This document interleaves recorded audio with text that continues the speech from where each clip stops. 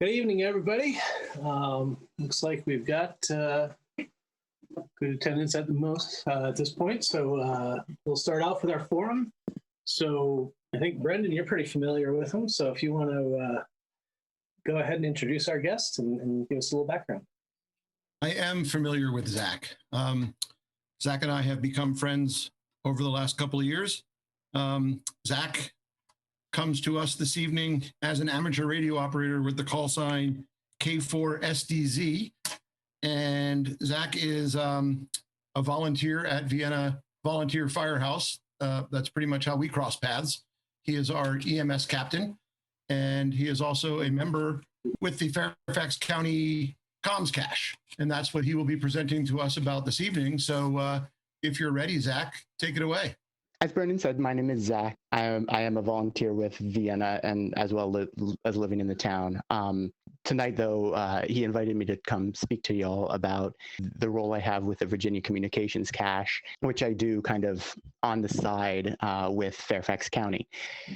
But the Virginia Communications Cache is a program run by the state of Virginia through the Virginia Department of Emergency Management that provides communication solutions for the Commonwealth of Virginia and any public safety entity within the Commonwealth or in another state. The VDEM can provide our services out of state if there's a request.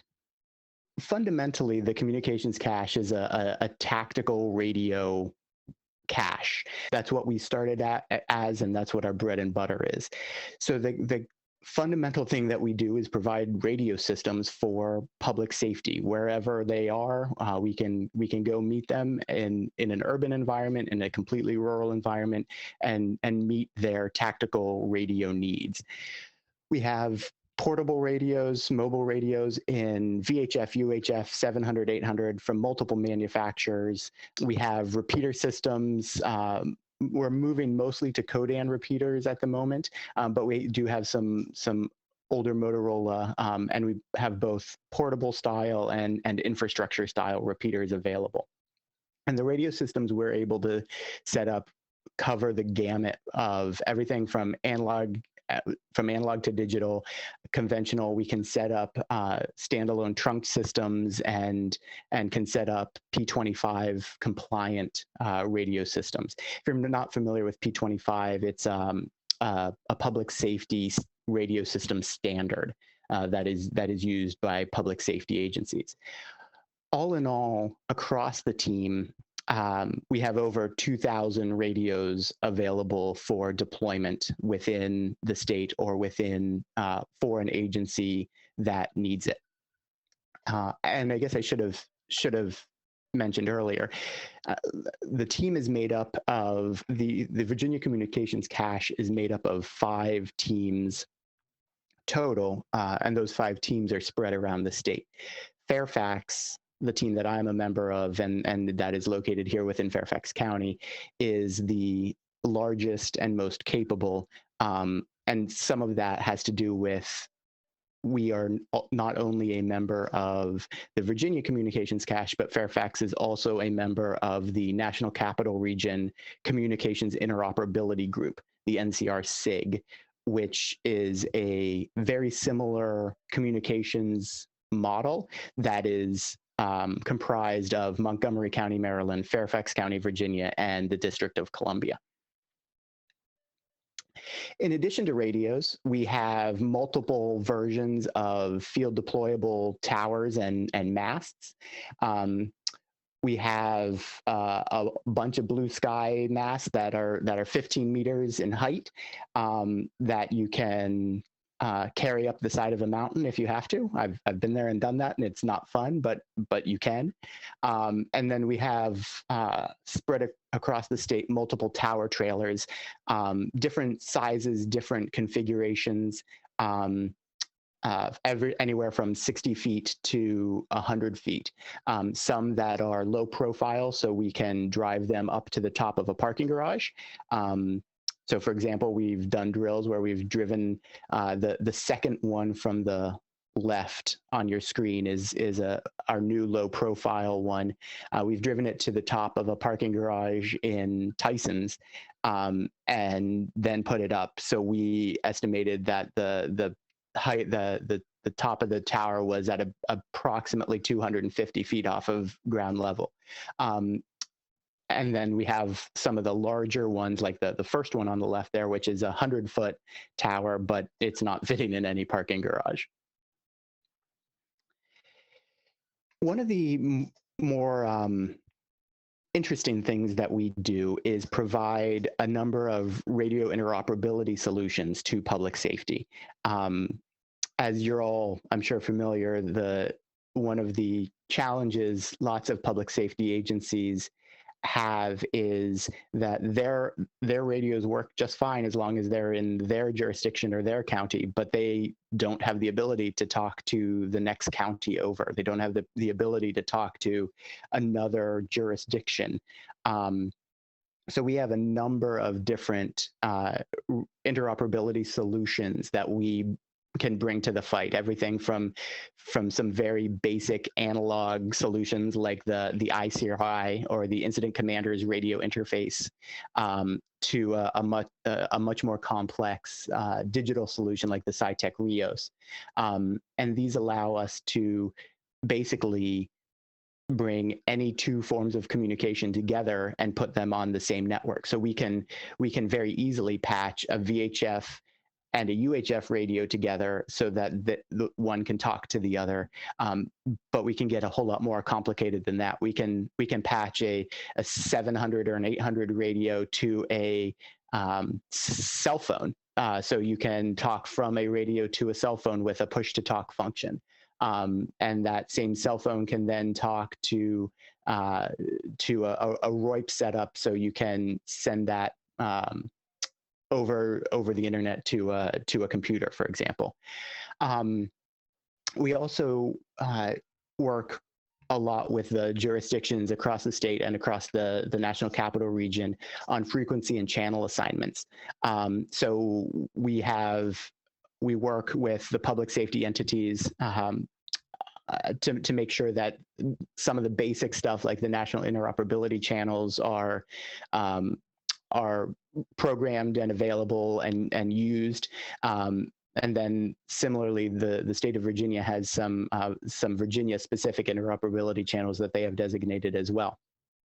And the radios that we have state and regional system access. So they have the appropriate encryption keys already programmed in them, and they can be basically turned on and utilized by a Joe Schmo firefighter or cop straight out of the box. And we do have then the ability to do field expedient programming as necessary on the fly. We really don't like to do that because, as you guys know, programming a radio on the back of a pickup truck is not. Things can go wrong if you move a decimal or forget a zero. But so it's not something we like to do, but we have the ability to do it. In the last couple of years, we've gotten more and more involved in providing information technology solutions above and beyond the more traditional radio solutions that we kind of were originally built for. And these information technology solutions run the gamut of all kinds of stuff. Some of the more obvious stuff is mobile data, so cell phones and hotspots. But we also do wired and wireless networking. So we have a number of solutions that we can build a wireless mesh network for an incident command post. So where all of the senior decision makers and the people running a incident, whether it's a fire or a search and rescue or a hurricane response, where they all work. And then we also have point-to-point solutions. So we have the ability to take take an internet source from one place and shoot it miles, using a point-to-point system, shoot it miles from one building to another building, for example. As you can imagine, everybody is wed to their information technology devices, and public safety is no exception there. We can't do anything anymore without our laptops, without our data. So we, in addition to providing radios, we come loaded down with the stuff to essentially build a incident command post out of nothing in the middle of a field. So that is inclusive of laptops and printers, projectors. We have multiple telephone solutions. So we have a POTS telephone solution, so we can go in and into a 66 or a 110 block and punch down to take a copper telephone line and run a telephone bank off of that. But we also have VoIP solutions, which are a whole lot easier, but they do require internet and not just a copper POTS line. One of the things that I was just talking about is our need for data today. And sometimes some of the places we go is the middle of the field where there is no data. So we have to bring our data with us. So to do that, we use a couple of different satellite solutions. We have multiple VSAT dishes. So the VSAT contract we have is with the state of Virginia has the contract that we utilize. So we have VSAT dishes to pull data from a satellite, but we also have a number of satellite communication solutions, including push to talk over satellite and the more traditional sat phone. All of these assets, we use an automated asset tracking system. So whenever you're handing out hundreds of radios to a firefighter or a cop, you always are concerned you're not going to get them back because these radios cost thousands of dollars each. So we have an automated asset tracking system that every radio is barcoded. We have barcode scanners. We scan the radios out. We scan the IDs. So we have the contact information of a user linked to a radio, and we know how to track a radio down if one walks away, and inevitably one always walks away. Our team is a mix of communications unit personnel from a number of different backgrounds. Most of us are fire and EMS based because the team is based out of Fairfax County Fire Department, but we do have law enforcement members, dispatchers, IT personnel. We're all ICS trained. We all fit within the ICS communications unit. So some of the training you see there, COML, COMT, ITSL, OXCOM, RADO, and then we have a number of other communication specialists. Some of our team members are also part of the Urban Search and Rescue, Fairfax's Urban Search and Rescue team, and our communication specialists with that team as well. We're a completely self-contained, self-supporting organization. We have a 2-hour deployment recall, meaning when the state calls, we have to be on the road within 2 hours, headed to wherever the emergency or the disaster might be. We are completely self-sustained for 72 hours. We bring our own food, we bring our own water, we bring our own toilet, we bring our own tent. Meaning we need nothing when we get on scene for up to 72 hours. The theory there being we're called during a disaster, or we're called when something really bad is going on. So we don't want to show up and be a burden. We need to show up and be part of the solution. And the team is available for up to a 14-day mission assignment before being reassigned. As I said earlier, there is the breakdown. There are the 5 teams and where they're located across the state. We in Fairfax are the largest, and I want to say we have probably some of the most capability. But the intent about how the teams are located is that that they're spread across the state so that in the event of any emergency or disaster, one of the teams can be available for a quick deployment. Probably the largest deployment the Virginia Communications Cache has ever had is the search for Hannah Graham. If you remember this was the young co-ed that went missing in Charlottesville in September of 2014.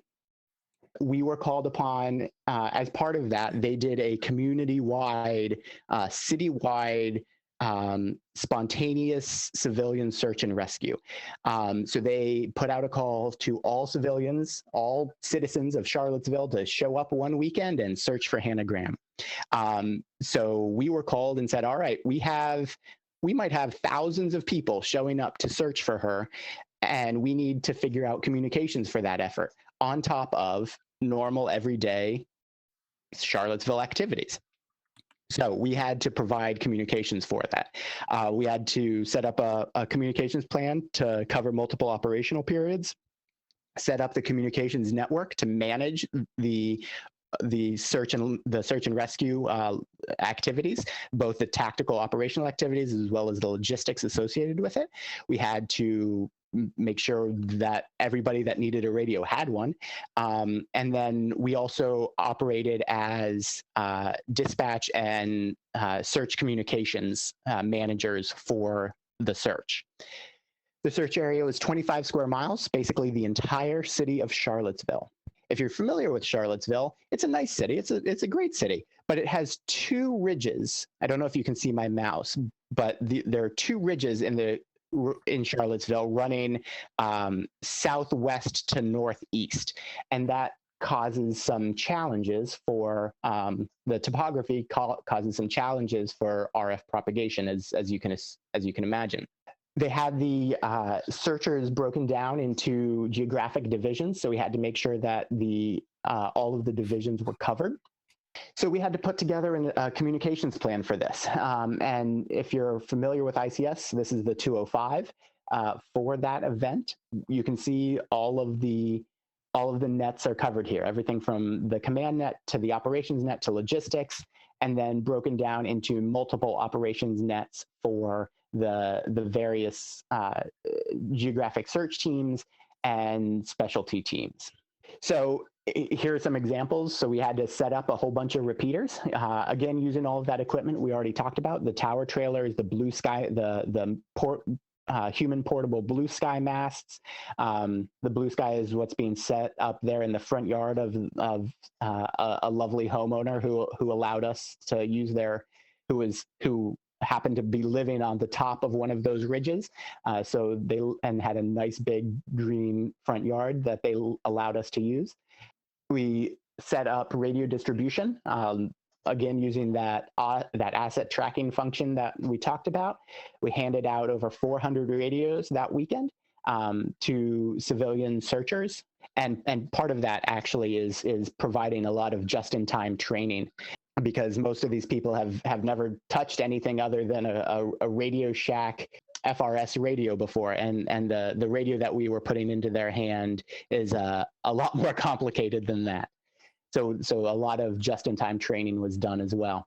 We also operated as tactical dispatch for the course of the weekend. So all of these search parties and all of the searchers, as they were calling in locations, as they were calling in possible clues, we were serving as the tactical dispatch that was the voice on the other end of their radio, recording all of that information, transcribing all of that information, and making sure the appropriate parties had the communication that they needed. So there's the timeline. It was a 4-day, 3.5-day activity. So we got the request Thursday night. Friday morning, operations started and ran through late Sunday evening. Finally, kind of a summary of what we did. So over the course of those 72 plus hours, we had 5 repeater sites up and running, had 12 different communications nets up and running, over 400 radios handed out, 6 dispatchers running during all operational periods, and basically provided continuous communications for 40 hours of search and rescue activities for Hannah Graham. Over the course of that weekend, a total of 34 communications personnel were involved from all 5 teams. So all 5 teams had representatives as part of those 34 personnel. And the direct costs there, we bill directly to the jurisdiction. But as you can see, that's relatively a good price for what you were getting for 72 hours of operations. Who owns the trailers? The trailers are owned by the individual teams. So each team is a unique entity. In Fairfax's case, it's part of Fairfax County Fire and Rescue. So Fairfax County Fire and Rescue actually owns these trailers. The money that buys them, however, comes from the state in the form of grant money and other public safety funding. You have a lot of equipment, and I'm surprised to see some of it is getting a lot more complex these days. So my question is, if you had to deploy for a very large problem, are there enough really high qualified people to work some of this equipment? Yeah, so that's a great question. I'll speak for Fairfax specifically. The Fairfax team is approximately 40 people total on the team. A normal deployment for us is 6 or 8. If it is a large, if it is considered like a large full-scale deployment for us, it's 6 people. We can for smaller things we'll deploy 2. For really big things, like we're getting ready for the starting to get ready for the inauguration here in January, and that will be 6 people over probably 4 days. 8 operational periods, 6 people each. All of our team is trained across everything. Now, obviously, some people have specialties. So some people are a bit more up to speed on the IT side of things, and some people are a bit more up to speed on the radio side of things.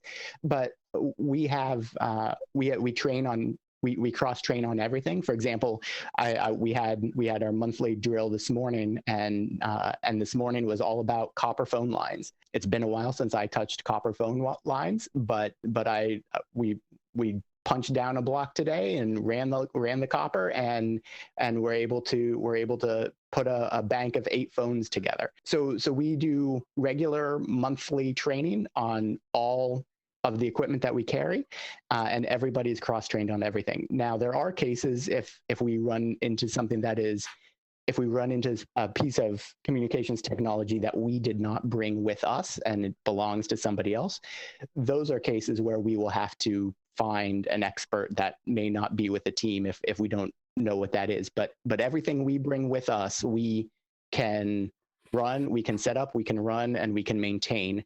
And the intent is that we use the stuff we bring with us, and we have everything we need to solve whatever problem is thrown our way. Does that answer your question?